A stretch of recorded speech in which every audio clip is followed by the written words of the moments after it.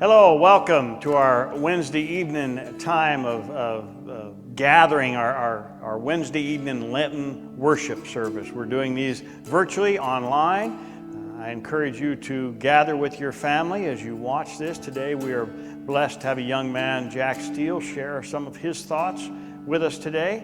And if you're doing this the way we hope you are, that means you've pulled up some of the soup recipes. Maybe you made a little soup that you can share together before you begin this. Those soup recipes come out of a collection of some of the church cookbooks, and they're pretty amazing recipes. So I hope you're taking part in that as well. So let us begin our time together with a word of prayer. Gracious God, we are so blessed that we can come together and worship through technology. We give you thanks for the opportunity to share together in heart, if not in person. We give you thanks for the young man, Jack, as his words will bless us this evening. We ask that you guide us with your wisdom. Our prayer in the name of the one who came to save. Amen.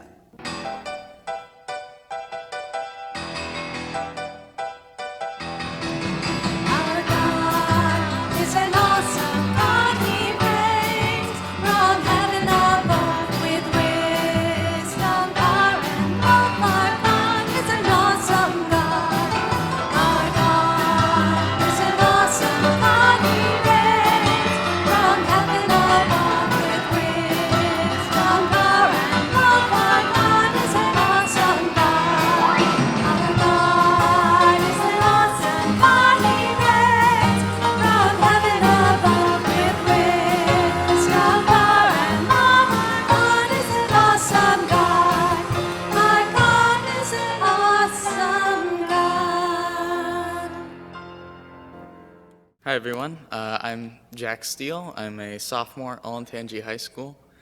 I've been coming to Liberty since I was very young, and since I was very young, many wonderful people have taught me about the Bible. As a kid sitting in the back of the church, I was often tempted to flip through the thick, leather-bound book that seemed pretty important to everyone here. But truth be told, I didn't understand it any more than I understood how to pronounce Ecclesiastes. In Sunday school, I learned that the Bible told of a man named Jesus, who did a lot of great things for a lot of people. He wasn't liked by everyone, though, but that didn't stop him from doing what God wanted. Not even death could stop him from changing the world. So it was settled. The Bible was the story of Jesus. It was about the things that led up to his birth, the things he did in his life, and what followed after he was gone. The Bible had a lot of other stories, too, though, even before Jesus showed up. It told of how God created the heavens and the earth. It told of ordinary people like Noah, David, Gideon, and Moses, whose faith in God allowed them to traverse storms and crumple cities and part oceans. I learned of flawed people like Jonah, Adam, and Eve. By then, I thought I understood. The Bible is a story of God and man. It tells how God and people have been getting along since the very beginning. In middle school Bible study, we started to take a closer look at the Bible. I heard stories of people I had not heard before. In fact, I heard a lot of verses that weren't stories at all. We studied many passages that explained what God is, what he does for us, and what we should do for him. I still remember the time I reconsidered the Bible the most. When I was 14, we studied the book of Ruth once a week for a month. It's the story of a kind woman who refuses to let her mother-in-law, Naomi, travel alone after they have both suffered a great loss. As we read through the book, I found myself confused. I thought, the Bible is about God, but he's not mentioned at all in this story. Ruth's compassion is admirable, but she's just a normal person. Why is this in the Bible? The final week we studied Ruth, that question was answered. While accompanying Naomi, Ruth meets a man named Boaz, and they get married. In the final chapter, it is revealed that Boaz is a distant ancestor of Mary, Jesus' mother, and that she might not have come to be if it had not been for Ruth's loyalty. Even so, that study had broadened my perspective of the Bible. Jesus wasn't the point of that story. The point was that Ruth chose to be kind even when she didn't have to be. Even though Jesus was included as a footnote, Ruth was the one I was supposed to learn from. It seemed like there was a lot more variety in the Bible than I had previously thought. That dusty leather-bound book on the back of every pew is simultaneously a history book, an epic tale, a guide, an instruction booklet, and a brochure for religion. How can that be? It was at this point that I was forced to redefine one very important question, which has been integral to my faith journey and which has changed the way I think about being a Christian. What is the Bible? Flash forward to last summer. I'm a freshman in high school with a reputation of being the most verbose person in the Bible study, as you can probably tell. And so one day, Tanya, our wonderful youth leader, invited me to Digging Deeper, a more in-depth Bible study course, thinking it would be a great environment for me, my thoughts on the Bible, and all my fancy vocab words. I decided to attend, and our first meeting was about trust, faith, and, you guessed it, what the Bible is. Well, the Bible is a lot of things. The Bible is a very, very old book that has been around for a long, long time. The Bible is the Word of God written down by flawed people, translated into hundreds of flawed languages. The Bible is what billions of people call a sacred text, which can be found as a complimentary item in your hotel room. The Bible is a text whose validity is constantly being put into question, a debate which means something, right? How can the Bible be all of these things and more? How can all of this be contained in finite pages? It was in that meeting that I had an epiphany. We shouldn't define the Bible by looking into the pages and dissecting every word. We define the Bible by looking outward and seeing what it can do. The Bible is not a book. The Bible is the lens through which we see God and the mirror through which we examine ourselves.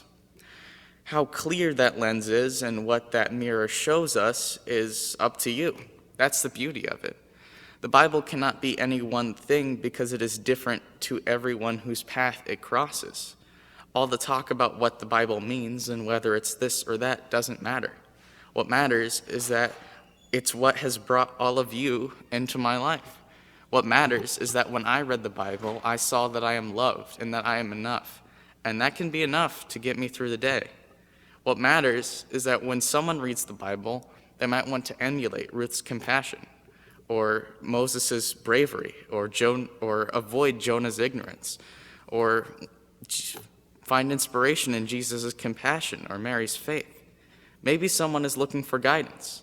Maybe someone's looking for the breathtaking tale of a man who came from heaven to earth, died, was reborn, and changed the world.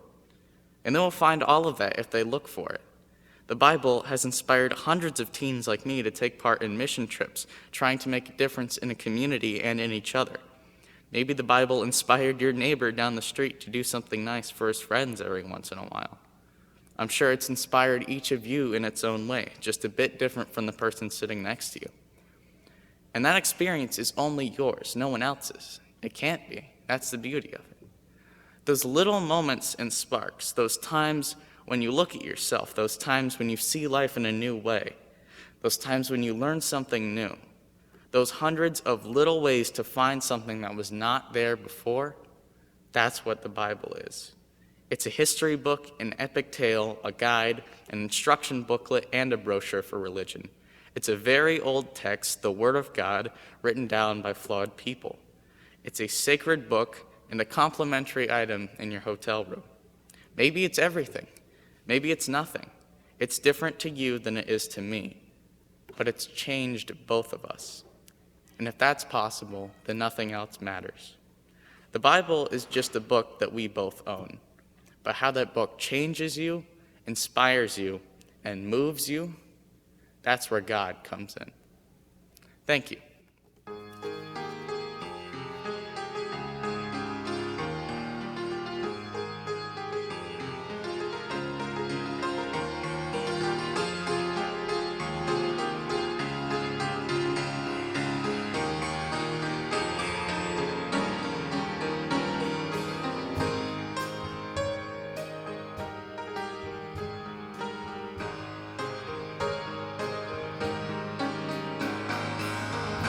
My Jesus, my Savior, Lord, there is none like you.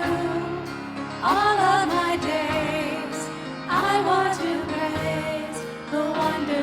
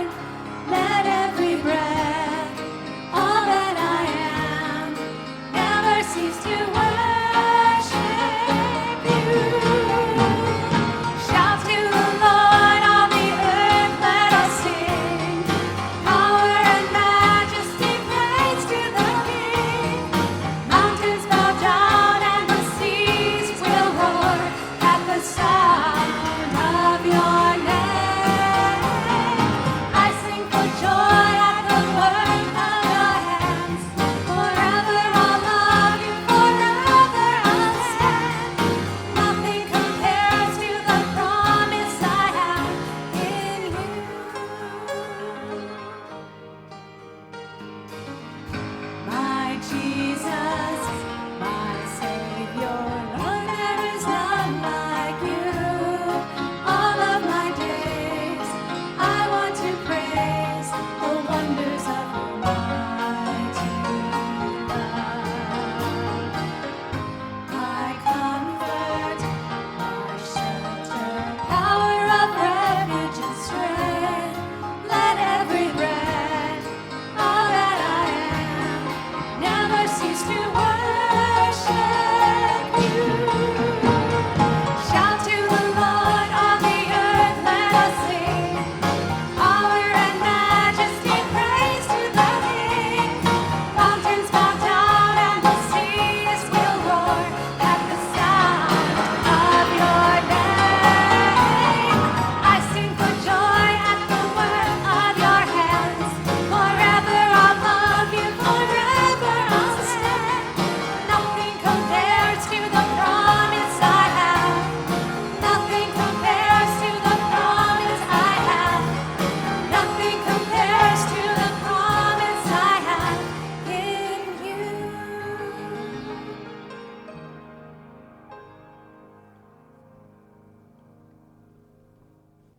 I want to thank Jack for sharing with us today, his thoughts about the Bible and how the Bible can work in your life and how you can utilize the Bible as you look outside of yourself. Wonderful words for all of us to think about and contemplate. And so let us close this evening again in prayer. Lord, we pray that for us, the Bible, the Word of God, may be an inspiration, may give us guidance and wisdom as we face the world. We give you thanks that we can learn of your works and learn of your amazing saving grace through the words recorded. We ask blessings upon all of the people that gather this evening to share in this time of Lenten devotion, and we ask that you keep us safe till we can come together again. In Jesus' name, amen.